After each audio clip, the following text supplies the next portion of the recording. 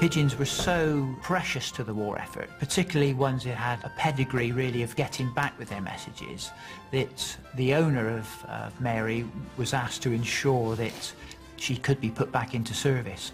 حصلت ميري على 22 قطبة في صدرها وأعيدت إلى الجبهة. مرات عديدة قامت بالتغلب على الصقور ولم يتم إيقافها على الإطلاق. I think Mary really should have been called Boomerang because she kept coming back from these missions with horrendous injuries, yet recovered and went back again. Mary of Exeter never failed to home, although she came back injured, but she carried on. نجت ميري من الحرب وماتت بسلام بعد عمر طويل في عام 1950، وتم دفن جسدها في مقبرة للحيوانات في أسكس إنجلترا. كيف استطاعت ميري الهرب من الصقور القاتلة؟ وصل الباحثون الجدد إلى الجواب. ثبت أن الحمام لديه حركات مناورة فعالة جدا عندما تتم مهاجمته. يرتفع الصقر إلى الأعلى قبل أن يمسك بفريسته مباشرة. هذا هو الجزء من الثانية الذي يمكن للحمامة أن تنجو فيه من الصقر. A wily pigeon at this particular moment will just fall like a stone, just drop towards the sea, and the falcon will be left just hanging there looking rather foolish in mid-air. It's an extraordinary maneuver. هذه المناورة تعطي الحمامة بضع ثوان قيمة تحتاجها للهرب. ولكن الهروب نادر جدا، ومع تطور الحرب قامت الصقور الألمانية بقتل الكثير من الحمام الشجاع. لم ينتهي تهديد الصقور عند هذا الحد فقط. على شواطئ بريطانيا كانت هناك بعض الصقور المتوحشة التي تقوم بهذا العمل أيضا، وكان يجب اتخاذ بعض الإجراءات الصارمة.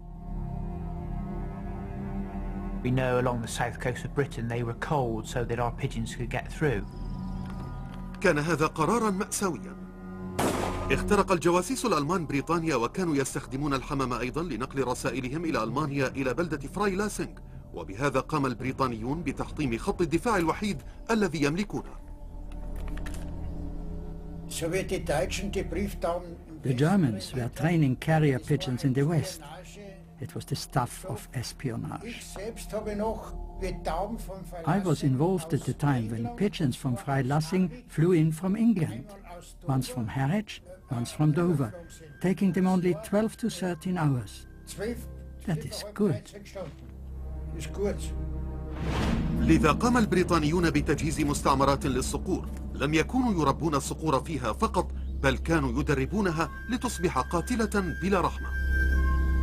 كان ديك هاريس مراهقا عندما أصبح مدربا لصقور الحرب البريطانية. We were training them for carrying pigeons. I was proud of myself that I was able to train the falcons to do the job.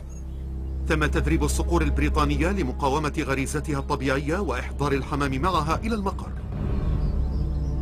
Yes, the aim of the training was to get the pigeon back and not to eat the pigeon.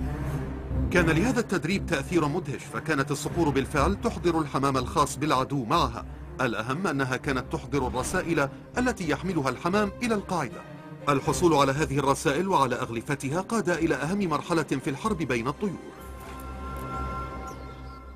أثبت الحمام الزاجل في الحرب العالمية الثانية نفسه كناقل رسائل ومنقذ مهم، فقد ساعد على إنقاذ آلاف الأرواح من الجنود والطيارين، فحصل على اهتمام قسم المخابرات. كان أهم شيء معرفة أسلوب حلقات التعريف ومغلفات الرسائل التي يستخدمها الألمان. The German pigeon service, they released 2 pigeons in the North Sea and the British actually catch them. And the British have 2 German pigeons as prisoners of war. Now these 2 pigeon prisoners of war, although they're not carrying any particular significant messages, are actually very useful for the British pigeon service because they can see what the message rings are on the containers on German pigeons. And you get to an extraordinary situation where the British are forging pigeons. They're getting perfectly sound British pigeons, jolly good chaps, but they're putting German rings on them and stamping German pigeon marks on their arms. You could actually say they're undercover pigeons. كان يتم وضع الحمام ذي المرتبة الثانية تحت التخفي، ومن ثم يتم إطلاقه في المناطق المحتلة. وبما أن الحمام طيار ضعيف فهو لا يملك القدرة على الطيران لمسافات طويلة للعودة إلى المقر، فهو ينزع بشكل غريزي إلى الانضمام إلى أسراب الحمام المحلية، وهكذا يتسلل إلى خدمة الحمام الألمانية. كان الألمان يرسلون هذا الحمام المتخفي في مهمات إلى بريطانيا. فور أن يتم إطلاقه فإنه لن يعود إلى ألمانيا بالرسائل، بل سيعود إلى مقره الأصلي في بريطانيا، وبالتالي فإن معلومات مهمة جدا سوف تصل إلى أيدي قوات التحالف. نجاح هذه المهمة كان سيتم بقذف الحمام إلى قلب الحرب التجسسية. بما أن الوثائق السرية أصبحت غير سرية، كشفنا القصة الكاملة عن كيفية تورط الحمام في هذه اللعبة الكبيرة. الحمام الحربي أصبح السلاح السري. As the war progresses, people see that pigeons really still are useful, even in the high-tech war. You can't jam a pigeon. A pigeon can fly silently at night over enemy lines. And hardly surprisingly, the intelligence people start to get in on the act.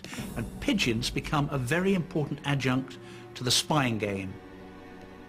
That was when the pigeon service, as far as I was concerned, became more secretive. أظهرت الوثائق التي تم نشرها أقسام الخدمة السرية، وهي جزء من المخابرات البريطانية والتي تم إنشاؤها لتتعامل مع الحمام. كانت تسمى MI 14. Everyone's heard of James Bond. And everyone's heard of MI5, the security service, and MI6. How many people have heard of MI14? At that time, telephones could be tapped, but a pigeon can't speak. That's what I was told. And that's why it was used. It was very efficient. قامت الوكالات الاستخبارية بتجنيد أفضل طيور الحمام لدى أفضل مربي الحمام، ومنهم جاك لافيل. The reason I got involved with the MI5 and 6 was via Major Osman and Lee Rayner. And that's when I was told that it will be a secret pigeon service, like to sign the Official Secrets Act. طلب من جاك لافيل أن يصطحب أفضل الحمام لديه إلى لقاءات سرية في لندن، وهناك قابل رجلا يدعى جورج برايانت، وهو موظف في الاستخبارات. كانت وظيفته تجنيد أفضل طيور الحمام لتشارك في الحرب. I used to meet Bryant at his request on the underground station at St James's Park. Take pigeons there in ordinary cardboard boxes, never baskets, and leave them there. كان جورج برايانت يجمع الحمام الأسرع، وكان يرسله في أخطر المهمات التي يمكن أن تتم في الحرب. كانت تذهب مع الأعضاء التنفيذيين للعمليات الخاصة في مهمات لتحضر التقارير الاستخبارية عن القواعد الألمانية وعن خطط الألمان. Very brave men and women spy on the German positions. They have to get the information back. They couldn't use a radio, given their sight away. And that was the reason they used the pigeon. تم إطلاق الحمام لوحده بواسطة المظلات. They devised special ways of releasing pigeons from a bomber flying at 150 miles an hour. It must have been quite character forming for the pigeon.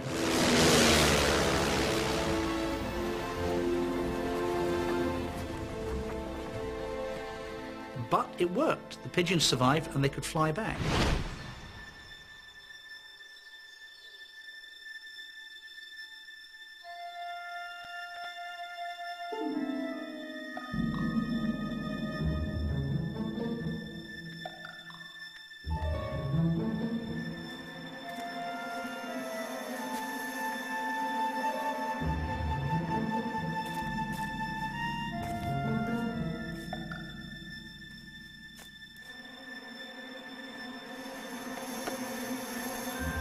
بواسطة استهداف هذا الحمام من قبل أعضاء المقاومة الفرنسية، كان بإمكانهم الحصول على بعض أهم الأسرار والمعلومات الحربية، وهي تتضمن الدلائل الفوتوغرافية والتي لا يمكن أن يتم نقلها بأي طريقة أخرى.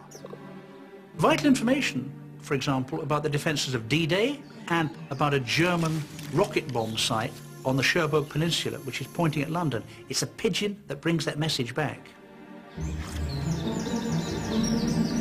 القيادة العليا الألمانية أظهرت قلقها الشديد من جواسيس الحمام.